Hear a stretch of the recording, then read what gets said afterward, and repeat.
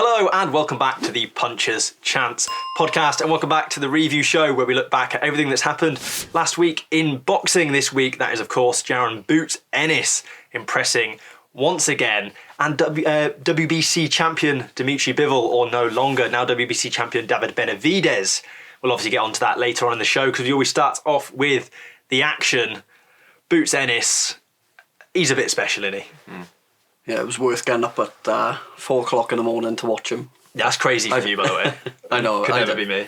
But I set the alarm to get up and watch it, and I'm glad I did. It felt like a real statement performance where I think he needed in his career. Like, we sort of knew how good he was, but I feel like that win on the weekend really sort of cemented, and it weren't just the fact that he got the win and unified, it was the style that he done it as well against another tough champion. So I think that's definitely, I would say, his career best performance as a professional so far. You said tough champion. Stanionis was there to test him to see if big Boots time, Ennis was there, was all the hype that everyone's talking about. But the one thing I found interesting, no rehydration clause. The last couple of world title because fights, it was the WBA as well on the line, because it's multiple divisions. IBF don't have the rehydration. He does look stronger, doesn't he? He does. Like, he looked a bit bigger at the weight. He looked Because stronger. He looked sharper. £10 or something. It's a big difference, yeah. If you can go up as much as you want, it does make a huge difference. No, but a great performance by him, and yeah, to get this stoppage win. I don't think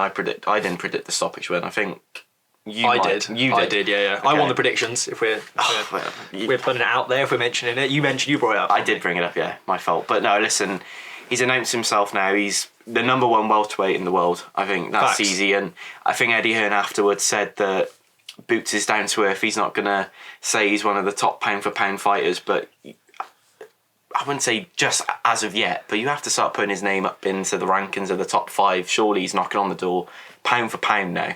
You don't get to 34-0. No. But I think in order to, because we've got so many like multiple weight division champions now, you know, the likes of Bam, Usyk, Crawford, Inoue, to really be in that pound for pound picture, you have to be a multiple weight champion. You know, Shakur Stevenson, 3-weight champion. Yeah. That's a pound for pound star, albeit one that maybe makes you want to go to sleep, but it's still a pound for pound star. I don't think Boots Ennis I think he will be. And I think he's got the ability to be, but he hasn't proven it just yet. No. Who do you reckon he has to prove? Well, I think he moves up. Does it Crawford? Up to, I think he moves up next to what is it, 154, up to super welter, and wins titles there. But just because I don't think there's big fights there for him left at welterweight, I think he's proven now he's the best welterweight, and he can kick on and show the levels and move on and make space at welterweight for the next champions coming through. Yeah, I think the only other fight he'd have at welterweight is the Brian Norman Jr. fight, and I think they tried to get that fight on. But they tried to do that last year, didn't they? They tried to get Virgil Ortiz Jr. as well, didn't they? They tried to make that fight. That would have been, I imagine, at super welter. Don't like Ortiz. I don't like the name Ortiz anymore. After last week. With the 100th episode. Yeah, fair enough. No, he's just good. He is just good. And I think this was the kind of performance where you saw the best of Boots. Yeah. Like, he was in that kind of flow state, wasn't he, where he was letting shots go for fun whenever he fancied it. Yeah. He was making Stanionis miss, and he does still get caught a lot. That's almost a little bit too much. But you also got to remember how many times he made a pressure fighter and a world champion miss a lot of times. He made him just look normal, didn't he, Stanionis? Like, he's not on his level. Which the guy is an out-and-out champion. He's not a history maker, first ever Lithuanian world champion. Yeah. Great call by his corner, I thought. You know, he's 6-0 down on the cards with that knockdown.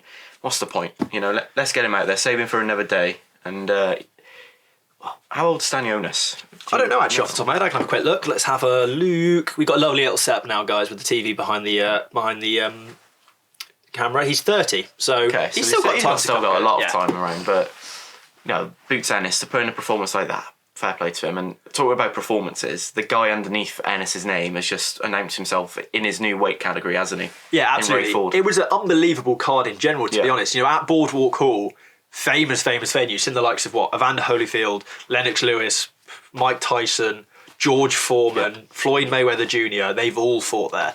And I'm not saying that these guys are in that class, but it was a good card. And like you say, Ray Ford again at super featherweight. I was just saying to you earlier, he doesn't necessarily have the power he had at featherweight, but he looks a much, much better boxer. I thought he started very strong as well. The opening couple of rounds. I watched that fight as well. I got up slightly earlier than I probably should have, but I was watching the first couple of rounds. It looked like he could even push for the stoppage, but I think, did he win every round on the score? He won every round, yeah. And Matisse was a tough bugger. Yeah, and he's fought some decent names as well, so obviously fresh in that new weight class, you want to make a statement. And I think sometimes when they do step up those new weight classes, they got that bit of extra weight, bit of extra power behind them, and just feel a bit more. Sometimes it does take that time, I think, for fighters to find what their natural sort of weight class is and where they're best at. But it also changes, doesn't it? As you kind of keep going through camps, if you're building up a little bit of muscle, it does get to a point where it's now time. You might have been a featherweight a year ago, 2 years ago. And we spoke to Sean about that, Sean Aspinall, quite heavily on the podcast. And that's a really interesting podcast. So I'll try and remember to put a card somewhere in this video for you guys to click over once you finish. But yeah, he does look impressive. And did you see the punch stats? Yeah, well, Matisse 24 punches Thomas Matisse landed. Just shows how clinical. Over 10 rounds. That's a box rec lowest, CompuBox lowest. Yeah. Ray Ford landed over like 100 plus. So it wasn't exactly like he was inactive through those rounds. He was landing plenty. I think it was 160 odd. Normally with Ray Ford though, he's always on the back foot, I always think, when I watch him. But on Saturday night, he looked a completely different fighter, pressuring him, and I said he should have got the stoppage, but I said about making a statement. That's making a statement, winning every single round. And when you look back at the opponent and how little success he had, literally 24 punches he landed, is unbelievable. But no, it was a great performance. Another one on there that you're looking through the list of names, Omari Jones. Oh yeah, sensational. We've done a lot of this. We've wheeled out the analogy of hype trains a lot of time, but that's one of them like German ice trains, the ones that go 300 mile an hour, because it is impressive. The finish again, how sharp, how confident, how comfortable he looks in there. He almost looked shocked at the stoppage. He almost looked like he wasn't expecting that shot to do the damage it had done. Oh, it was a body shot, wasn't it? And yeah, sickening. They're always the worst, are they? When they catch him clean, you just know. Well, you could see his opponent. He was just on the floor. There was just no chance of him getting up. But like you said again, he just looked so impressive for such a young fighter that's only just turned over as pro. It's just, there's no sort of, sometimes they can be quite excitable, probably rushing, but you can see he's very calculated with every sort of shot he throws and plans ahead what he's going to do. So another good stoppage win for him. Looks very impressive, as does a lot of the youngsters that were on this card. Very good. I think what's good about Omari Jones is there's often that talk about when people turn over about kind of rushing their work, and it's all about being quick, because that's what the amateurs are like. And you can't really blame him for that. But what Omari Jones is, he's got tempo, and he keeps it going, and he keeps coming, but he's not rushing his work. And I feel like we are just massively glazing him, but he does deserve it, because he didn't even break a sweat though. That's the thing, and that's what you want to see through prospects as well coming through. You want to build up some hype on him, and that's what we're doing with him, with Omari. And the good thing about him now, he can come out quickly again, because he was in Orlando on the Belanga undercard. Get him out in June again or so. Yeah, he's taken nothing in that fight. He hasn't taken no damage. It's a bit like Paddy Pimblett. I don't know if you boys watched the UFC. I did, yeah. He was saying about the damage he didn't take in that fight against Chandler, but it's the same with him. If you don't take damage and you're feeling fit, instead of breaking the momentum, get on board and keep going, and that's what you should be doing. But top to bottom, that card was good. But I think the main talking point from that card has to be what Ennis did, but also Omari Jones just keeps on improving. But in a way, we haven't seen a lot of him. That's the annoying thing. In a way, you can say he's improving, but because we've only seen one round of him each time, you don't know how much he's improving. So it's all the work that he's doing behind the scenes, and we don't get to see what he's putting in. But yeah, listen, he's something special, and instead of saying he's going to be this, he's going to be that, let's just enjoy what he's doing now, because like I keep on saying, Eddie Hearn is good with taking a fighter from their debut to world level and all that. He's going to definitely do a good job with him, and I can see him a bit like Ennis in a couple of years' time selling out the Caribe Royale, I think it is, in Florida. So don't know, mate. I was just waiting for your classic line of future world champion. I was waiting for that one to come out. You've kept it on wraps because that gets cut what I say beforehand gets cut, and I just say future world champion. Yeah, that was nasty work for Yeah. you. That was nasty. Taylor nasty work Bevan's on one. Taylor Bevan. Yeah.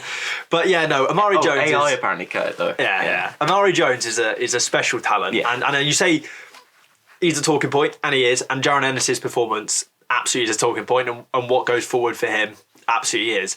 But Shakram Giyasov at welterweight put in a pretty effortless performance. Yeah. Lost his daughter a few months back. Said to her, "I will be a future world champion." And I'm saying it, if Jaron Ennis, if Boots does move on to super welterweight, they've got to, for the WBA, I think it was, have ordered him to fight Giyasov, and they've got to negotiate it within X amount of days. If Boots does decide to move on up instead of taking that fight, because he'd have to take that fight before he could take a Brian Norman Jr. fight, for example, then Giyasov might get his shot at the world title next, which would be great for him. If not against Boots, against anyone. Yeah, like you said, it was a great performance. I honestly thought he was going to get him out of there within one round, and it was good that we got to see an extra 4 rounds from him. But that shot that he took him out with, it didn't feel like, when you watched it live, it didn't feel like it was a proper shot, but it was just a straight right hand.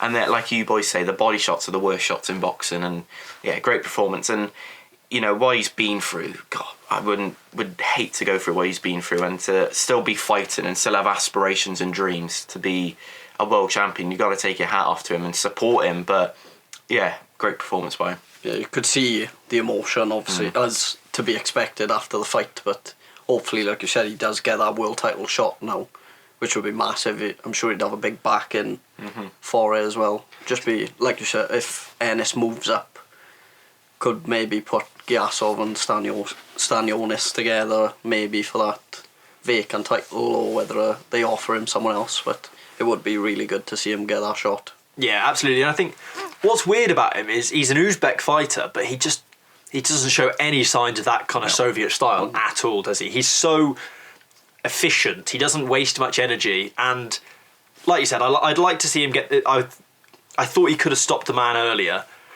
but I'm willing to give him some benefit of the doubt, because the guy was Argentinian after all, and as I always say, you don't back an Argentinian to get me stopped. up with my predictions there. I did, I apologise. But yeah, I thought he could have got him out of there earlier with the power of the shots, but those body shots, the amount of them he was landing, and how easy he's able to land them. It has been I've watched a couple of his fights back now since, and he does sort of seem, you think he's going to got them hurt and you think he's going to put them out there, and he doesn't, or he takes a little while to do so. So maybe that's something he does need to work on. But ultimately, I'm impressed. Yeah. So I'm sure he doesn't care, but he is. It was just a good night of boxing, wasn't it, all round? So easy. Yeah. I mean, I caught up on it the next day on Sunday, because I fancy my sleep. But it does help when you've got a lot of early stoppages. Yeah, but it was so easy to catch up on. Smalls looked very impressive. Yeah, he did. He definitely did. Queen Moses as well, which is he Shakur Stevenson's cousin, or they related? I have no idea. They are related. Are they? He was there ringside. So Yeah. But Stevenson does help train him. Oh, that makes sense. Yeah, no, it was a really good fight, and like you say, I think, or like Eddie Hearn saying, and albeit Eddie Hearn's talking a little bit like he's sort of the second coming of Christ, which I don't think he is, but Boots Ennis is good. Yeah, he's very good. Does he beat Crawford though? At what weight? At super welterweight. No. It will be close. I think, well, Crawford's obviously moving up to super middleweight. In theory, he's preparing for a super middleweight fight against Canelo. So that's going to be a difficulty. Do you really think we still see that? Because it's gone quite quiet. Well, because he's fighting William Skull first, isn't it? It's that whole idea of you don't want to chance it. But I think... Well, it'd be interesting to see that weekend where Crawford is, because he could be in New York, mind. Do you know what? Yeah. The thing for me is that performance against Majumov from Crawford since doesn't quite look as good as it did at the time. But then equally, you contrast that to just a phenomenal performance against Errol Spence. Like really top draw performance against Errol Spence. So it's kind of hard to place him, and he is that guy. My only concern with Boots is how much he gets hit. And with Crawford, I think he makes him pay a lot more than someone like Stanionis would. Because that style, out of the southpaw stance, he's always getting his foot on the outside, and he reacts to the shots. So even when he gets caught, he kind of buffers them a little bit because he's turning away, or he's got the balance to kind of ride the shot rather than... The problem is when you're getting caught coming in or getting caught, whereas he's almost getting caught on the way out, which is less of a problem. And this was a really interesting. He made it so effortless, the footwork, and that was really kind of what won him the fight. At times, he was just like Neo from the Matrix, just kind of the way he was always in range and yet never in range, which is a tough skill to manage. Yeah. It would be a great fight ultimately, a better fight than the than the Canelo fight, I think. More even, probably. I think. Are we all on the Canelo should spank him? Whether he will is a different thing. Are you not? There's weight categories for a reason. I mean, that's the argument, isn't it? Canelo should beat him. Should beat him. I don't think batter him, but I think Canelo should comfortably beat him. Stoppage or? No, I don't think. You don't think Canelo's a stoppage? I mean, Canelo hasn't had a stoppage in a long while. Exactly. Canelo's not the big stoppager. He's the sort of He doesn't fighter go that for stoppages, really. punishes you for 36 minutes. But I think You get your money's worth when you watch Canelo. Unless you really piss him off. Well, I don't think you do get your money's worth. If you don't pay for it like us, you don't. If you're watching Weatherspoons, I'll be paying to watch him against William Skull, and I'm expecting him to. yeah, that's because it'll be turkey prices, won't it? It'll be 20 quid or whatever. So Not I don't mind it. $70. Still And we can't get be- to see the main man, We're Martin going to have to McCauley. spend some money. Oh, saying that. Our weekend Little is ones as well. very expensive. What Right, they they'll all be 20. 20 pay-per-view. Well, a new way's going to be on pay-per-view Sky cards, for isn't us, it? so that'll be I'm free. not paying for a new way, am I? I'll be on Sky. I'll watch anyway. it, but I'm not paying. I'll just fly to Japan. It'd be cheap. Yeah, probably. No, yeah, they will be, but you just watch all That's of them. going to be an expensive weekend. Yeah. It Birthday is, yeah, present for yeah. you then, Ben. There's two. Yeah. I won't have to pay you. I'll pay for one, you pay for the other. Easy. And then- I thought we were getting a shout out Well, you know again. your missus can pay for that. I thought we were That's getting a fine. Victor cover Ortiz it. shout out again. What for the no, Ben, for his for his birthday. birthday? We could do. Maybe we break the bank for someone a bit better than that. But we've gotten sidetracked anyway. But yeah, it was just a good card. I Yeah. thought entertaining. It was a Very quiet good. weekend as well, which was nice. Stand-up performance. If you're not going to go for the obvious, Ignore the main event. You're more than welcome to go I'd for the go- obvious if you want. to me, a Smalls I'd go for. Fair enough. Giasov. Yeah. Well, it is Boots, but I'll say Omari Jones for Yeah. the culture. Should be 'cause different. He was good. He was really, really good. As I mentioned at the start, Dmitry Bivol vacated his WBC belt to fight Beterbiev in the trilogy, as we sort of knew was going to happen anyway. But now The WBC Benavidez. are not happy with him. Why? 8 million. Come on. They've offered him £8 million or dollars. He's going to get not 10 times more, double that for fighting Beterbiev in the. The other thing that I have a problem with is Bivol wasn't the WBC champ. Beterbiev was. So Beterbiev has not fought Benavidez since June 2024 when Benavidez picked up the interim title. Who did Benavidez beat that day? It wasn't David Morrell. That was the one before. It wasn't- That was the one after. Sorry, I Clark? can't remember who he beat. But it does seem harsh on Bivol. He's only just won the belt. You got to cut him some slack. Is this, one fight. is this the argument though? One belt. They should just do one belt because you know of what? this. Yes, but my counterpoint to this, I've had this conversation. There's too many fighters. There's too many fighters. Okay. No. Well, no. That's the argument that people make in your mind. But there's more fighters in most boxing weight divisions Yeah. than there are in the entirety of the UFC. No, all I'm not- weight no, divisions. And that's the comparison. They go, oh, but it works in the UFC. In theory, in boxing, you could be, if you did the numbers kind of equivalent as how many weight classes in the UFC? Good question. Like seven or eight. If we say it's 8, so there's 125 fighters per division. There's 1,000 in boxing. No, I agree. But the thing is now, though, it just shows how much Bivol wants the rematch as well. The trilogy with Beterbiev. He doesn't care about the belt. He wants to make it 2-1. Well, they've already signed the contract, Yeah. so there's nothing they can do. The WBC have known about that since pretty much the fight ended. It's the fight we need to see, though. No? Yeah, We need the ultimate winner. And we see it probably at the end of the year. but Bivol's 2-0 up. I think. Anyway, I think Bivol's 2-0 up. Staring Over at the the pot, very though. much 1-1 and still very much close. I think Bivol's 2-0 up. If you had to say one of them was 2-0 up, who would it be? when It'd be we Bivol. talked about the rematch, and you said we haven't learnt still who's better No, because of how I close think it they was. literally split right down the middle. But Bivol definitely. Do you know what? It was weird though because I thought Bivol put in a better performance in the second fight. Yeah. But I thought he was more likely to win on the scorecards in the first fight, just because of how the rounds kind of fell. And actually, it was the other way around. Yeah. Just personally. It was a good fight, mine, wasn't it? And Yeah, both times. I don't care if the WBC belt ain't on the line. I just want to see him fight again because If anything, if the WBC's not on the line, we don't have to deal with one of them daft belts that they make every single time. That's what I mean. Like they are nice, mind. in boxing, sometimes a fight is so good it doesn't need belts. No. When you look like Fury and Joshua, Doesn't need a probably belt. later than what we should have. The WBC would put a It's belt on definitely for that. way later than we should have had it, but it doesn't need a belt to Yeah, sell. there'll be some like Battle of I Britain. think we're closing in by on. WBC. I swear I saw him Guaranteed last they'll week. Fury's talking in talks with AJ to do Well, the fight. he's- Or AJ's team. AJ have apparently approached him, but he is training. But that's not a surprise because he never actually retired, No. did he? Well, he really? retired, like you said. but He's he still did. very heavy in training by the looks of it, so Well, he's very heavy, or he's in very heavy training. in very heavy training. Okay, I thought you were just calling him fat then. People in glass houses and all that. He's calling out Tyson Fury. Yeah, but do you think it's harsh on Bivol then for the WBC? Yeah, like you said, considering that they left Beterbiev go for basically 2 years, not fighting is mandatory.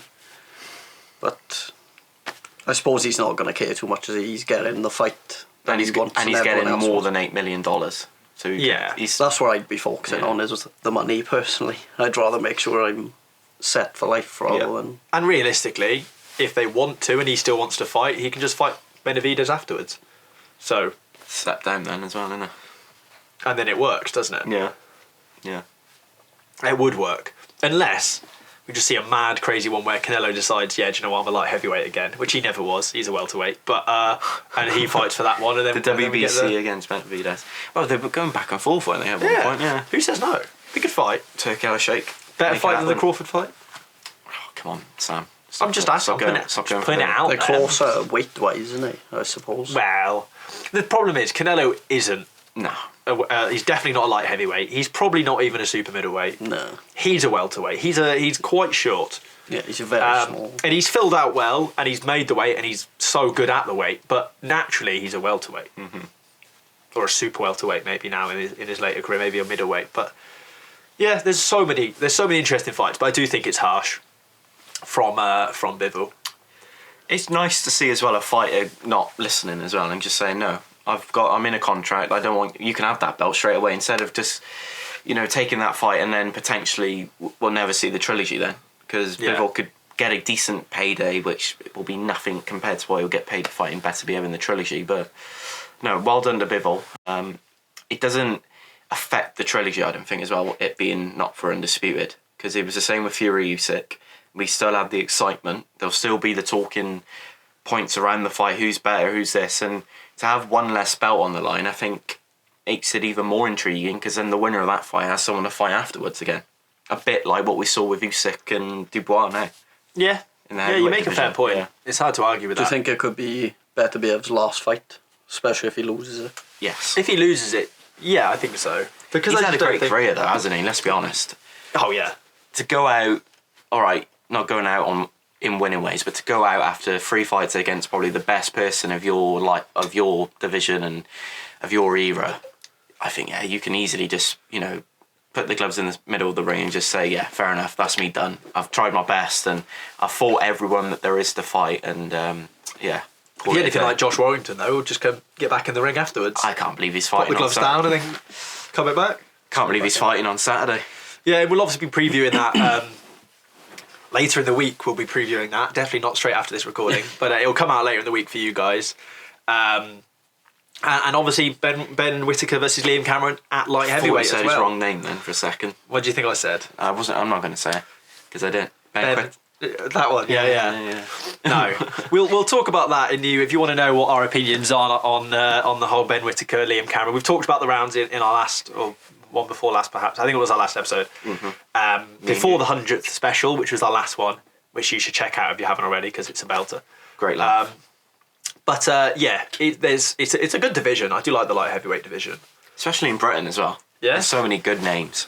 Yeah, absolutely. Watsy, Callum Smith. Well, they're talking about Benavidez. Callum Smith, take on Benavidez. Yeah, I true. think that's the fight they should make. I don't know if he's ranked well enough with the WBC though for it. I don't know who it'll Who be. cares about these rankings? Well, yeah, Just exactly. give us the fights we want to Too watch. right. You tell him. And Because then- he's in the top 4, and he's Benavidez and Smith, is it? No, I don't think he is with the WBC. Okay. I don't know actually off the top of my head, but I know he's ranked well with the WBA. Let's have a look.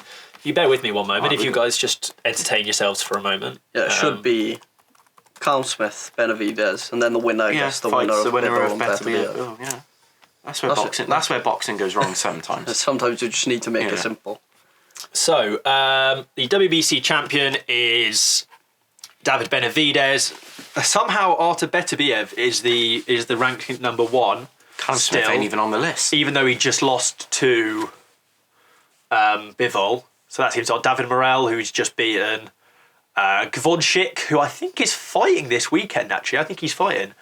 On the Gabriela Fandora undercard. Yeah, okay. and then, Callum Smith's nowhere to be seen by the WBC, so... Well, they've got Willie Hutchinson up there. They obviously forgot what happened. He's the silver champ still, technically, according to this. Last update, 11th of April, yeah, so... Ben Whittaker in 12th. A win against Liam Cameron. Puts him in contention, does it? A draw against Liam Cameron. Puts him up to 12th. Yeah. No, but as in if he wins against Liam Cameron on the weekend. Or you've got... I'll tell you what, mine. Iman Kartev. That was on the George Kambosos undercard. Very good fighter. He was good. And a dangerous fight in that light heavyweight division. Scary man. Yeah. But, there's fights to be made, but it seems daft that Bivol's now just been quite literally eviscerated from the rankings just because he didn't take one fight against your number 1 ranked fighter. Seems daft to me, but, the game's the game. Don't hate the player, hate the game. Exactly. I do like that saying. No, but he's nowhere... That's the thing I don't like. I know it's the WBC ranking, but still, Bivol should be number 2 there. Well, he should be number 1. Yeah, exactly. With Benavidez as the champion. But hey, that is what it is. Yeah. The last one I wanted to touch on quickly as well, which I just sort of came to while we're talking about weight divisions. Obviously, the Olympics in LA, we've got boxing, but the weight divisions they've included... Shame they haven't gone all light the weight division. Yeah, the light boxers have been well and truly screwed over by it. Yeah. I think, if I know, my pounds knowledge aren't great, but I think it's super heavyweight down to featherweight, I believe it was, they've announced, or maybe even I think it was down to featherweight. So that's not great, is it, for the lighter fighters? I think the one thing that needs to be said here is we've actually got boxing at the Olympics. That's great. I think that was the thing. That was the worry after Paris was, all right, this is the last time we're potentially seeing boxing, and for it to be announced, and I think it's Gennady Golovkin's been doing a lot of work. So fair play to him. Gennady Golovkin runs the organisation that have now taken over the IBA that used to do the Olympics for the IOC, who obviously caused the whole carnage with Imana Khalif and the beating a Russian fighter, and then suddenly she's banned. IBA being a Russian organisation, all of this stuff, and it all kind of blew up. And now Gennady Golovkin has stepped in, saved the day. So big up to him. I think it was his birthday recently as well. So belated happy birthday from us at the Puncher's Chance. But is that harsh on the lower fighters? Yeah, saying? It is, because they don't get no credit at pro level. Nope. Like, you never see them get any sort of big opportunities at pro level. And they're normally chucked on the undercard. Even if it's a big fight to that weight class, it's chucked in the middle of an undercard somewhere. Well, look at Jay Harris. Yeah, exactly, that's what I mean. He went over to America to fight for a world title, and he was the first fight on the card. On the main card, but still, there's no respect. But like I said, at least we've got boxing. At least we've got something to talk about at the next Olympics to care about, because I can't lie, I won't be watching much. Nothing else at the Olympics, I don't think. Not skateboarding and all that they got. Do you like the skateboarding? I really like the skateboarding. You're probably the one that enjoyed the break dancing as well, probably. I didn't do that, no. I didn't enjoy that. But it's good to see that it's there, and we can look forward to that. But again, boxing does something right when you think they're doing something right, and then obviously you dive a bit deeper and you're like, oh, for God's sake, just add 2 more weight categories in. It's easy, but I think a lot of the fighters that have obviously been second guessing whether to turn over as well, still waiting in the hopes that the Olympics was going to happen in 2028, are glad now that they've got something to focus on, because it would have been a shame that if they would have spent the last, how long has this have we been waiting for confirmation? Well, since Paris 24 Paris, was so a year basically. Yeah, exactly. And they've got the Commonwealth Games next year, and that's now they can start working. Glasgow? Now they've got something to work towards now. Yeah. Yeah, it'll be is good. interesting to see. It's good to see it. Happy to see it. Yeah. All off the back of a great weekend of boxing. Our 100th episode last week as well, which is always a bonus. The boxing world's excited about that. So, all round, good stuff. I think that just about wraps it up for today's episode. If you haven't already, follow us on Twitter, Instagram, TikTok, Spotify for the audio episodes, or if you're listening on Spotify right now, YouTube if you prefer to see us in person in a brand new studio, which is about We haven't even mentioned that. a metre away. I think the video version. We're in a completely different part of Cardiff. There we are. Absolutely, yeah. The rent's really high here as well. So if you could We subscribe, won't pull this back, and there'll for be the studio behind it. every subscription you give helps us to afford this very expensive studio. Yeah. It doesn't, but do it anyway. Thank you all for tuning in, and we'll catch you all later in the week. Punches chance.